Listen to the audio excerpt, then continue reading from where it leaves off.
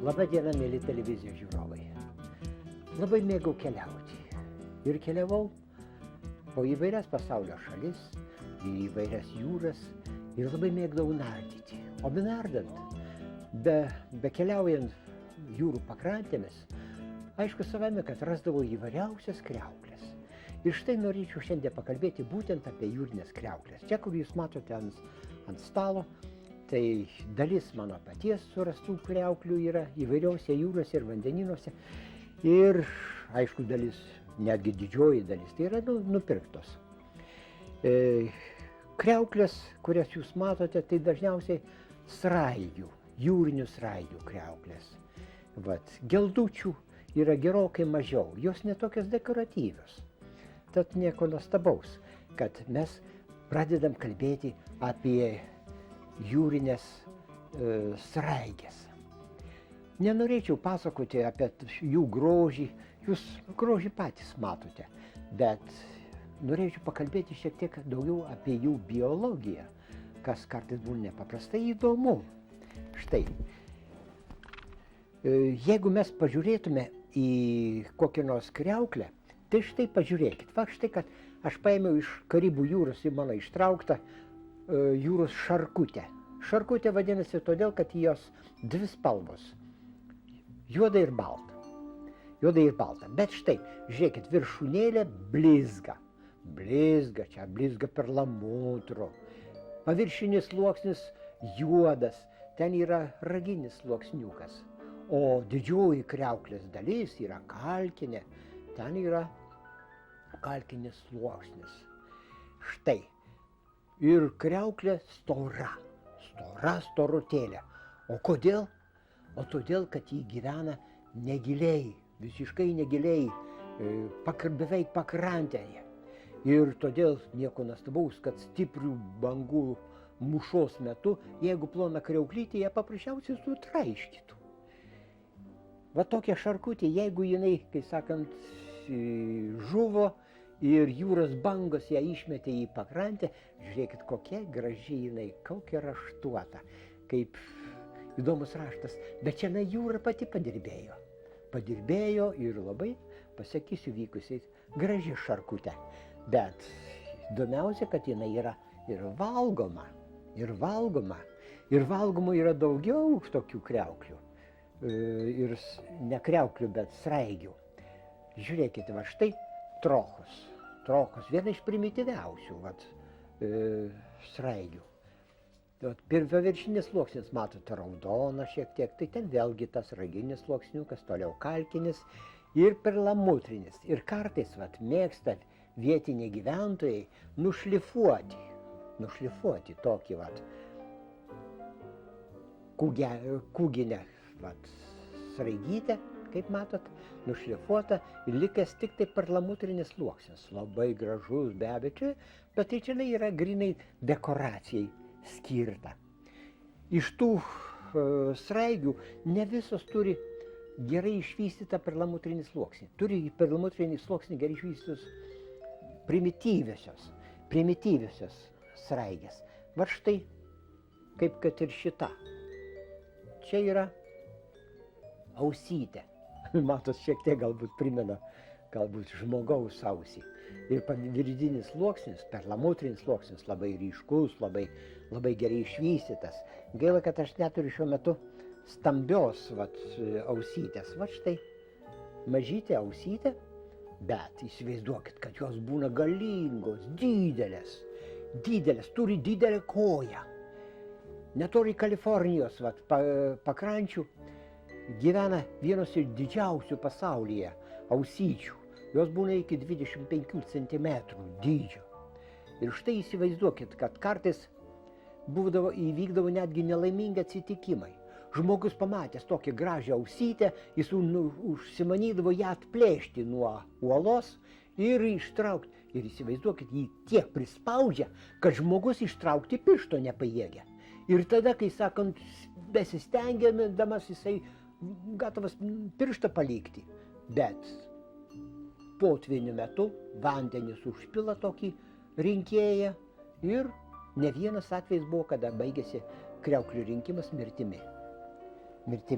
Tai štai tokios yra ausytės.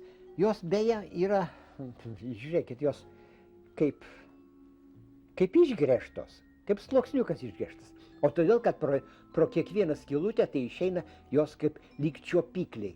Tai būtent kūno dangos, mantijos, išaugos. Nes pačią kriauklę gamina būtent tą kūno išorinę dangą, mantiją. Ir mantija kiekvieną kriauklę pagamina vis kitokio raštu. Ir kas dar įdomiau, kad būna raštas skirtingas netgi tos pačios rūšies, tik tai iš skirtingų vietovių. Sraigės. Įsivaizduokit, štai bent keletas kugenių. Va, žiūrėkit. O čia visos, nors atrodo skirtingos, bet tai tos pačios rūšies sraigytės. Kugenė, tos pačios rūšies. Žiūrėkit, ir rudai margas, čia šviesiai rudmargės, kokios gali būti skirtingos. O tikrumoje ta pati rūšis. Bet kugenių yra ir kitokių, štai jos tuotasis kugenis. Apie juos aš norėčiau, štai žieduotasis kugenis. Labai įdomus, štai Prometėjus, didžiausias kugenis. Bet mano mėly televizijos žiūrovai, šita kriauklė neeilinė. Sraigė, kuri čia gyvena, yra medžiotoja. Ir medžioja ką? Įsivaizduokit, kad medžioja netgi žuveles. Ir medžioja kuo? Žeberklu. O žeberklas nepaprastas. Tai yra spyglys, pakitusi koja, pas ją tiek yra, kurios gale yra spyglys surištas su nuodų liaukomis. Jinai žaibo greitumu, kaip sakant, išmeta į priekį savo šitą žeberkliuką, nusmeigia žuvį, nunuodija ir įtraukia į vidų. O kriauklių rinkėjai, nežinodami šitos savybės, kugenį ima kaip paprastą sraigytę ir įsivaizduokit, kad jisai išmeta tą savo žeberklą žmogui. Ir ne vienas žinomas mirties atvejis, kada žmogui tokio kugenio įgėlimas yra tiesiog mirtinas. Mėly televizijos žiūrovai, kiekviena kriauklė kuo nors ypatinga.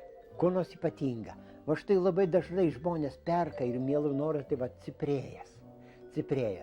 Prideda prie ausies ir girdisi bangų mūša.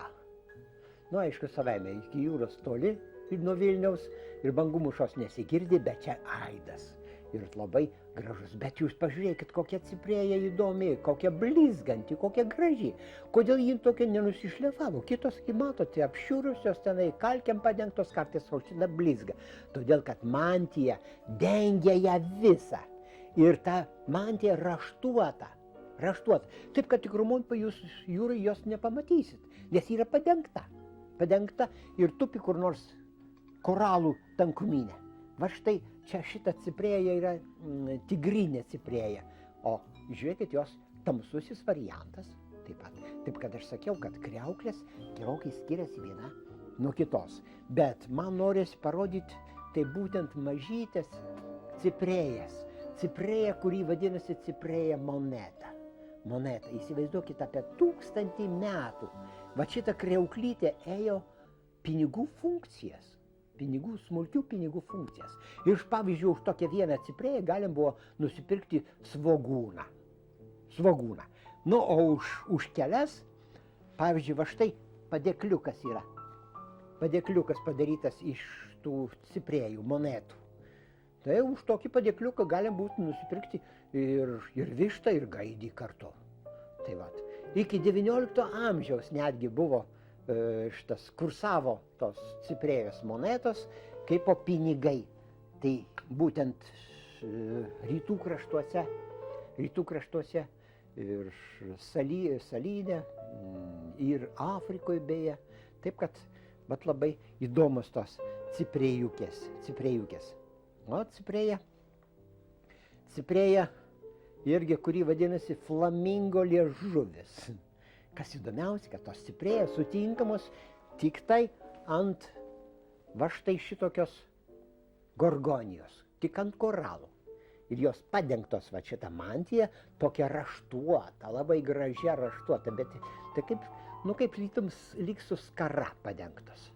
Tai štai, o iš jos žmonės gamina įvairiausius papuošalus. Nu štai pas mane čia yra žiedukas. Vat štai žiedukas, nu aišku, vyrai nenešioja, bet moteriškas, vat štai žiedukas. Bendrai papuošalus gamina iš labai įvairių kriauklių. Aš minėjau jūrų ausytę. O jūs pažiūrėkit, vat, iš jūrų ausytės, bet ne iš paprastos, o ypatingos. Tik tai Naujoje Zelandijoje šitą randama vaivorištinė jūrų ausytė. Paruoštas vat pakabukas. Ir daugiau tokių, kai sakant, grožybių galima yra. Štai norėjau parodyti perluotę. Čia mažytė perluotė, kuris randama Viduržemio jūrai. Nu, aš ją radau Karibų jūroje. Štai, bet jos perlamutrinis sluoksnis labai gražus. O perlamutrinis sluoksnis todėl, kad jį gamina perlus. Didžioji perluotė gamina tikriausius perliukus. Ir be abejo, mūsų moteris puikiai žino, kadangi dabar perlų gamyba yra jau netgi industrializuota, jas augina, tiesiog japonai augina, šie ir vadinasi japoniški perlai.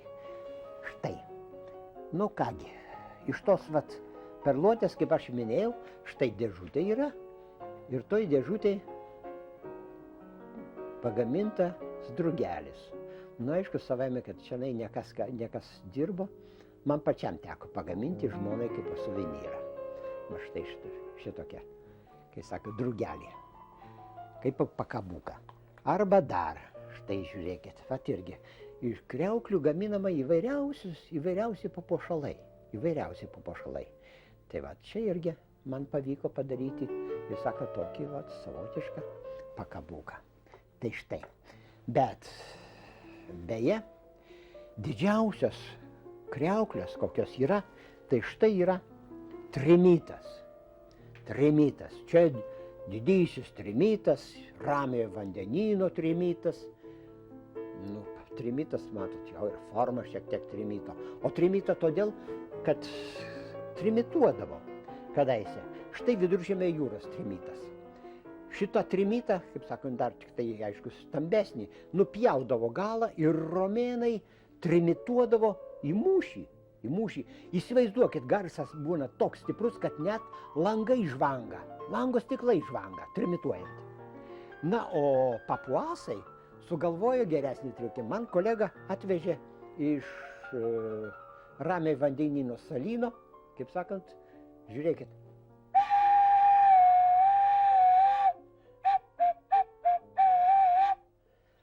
Taip, kad, mėly televizijos žiūrovai, šį kartą norėjau to ir baigti.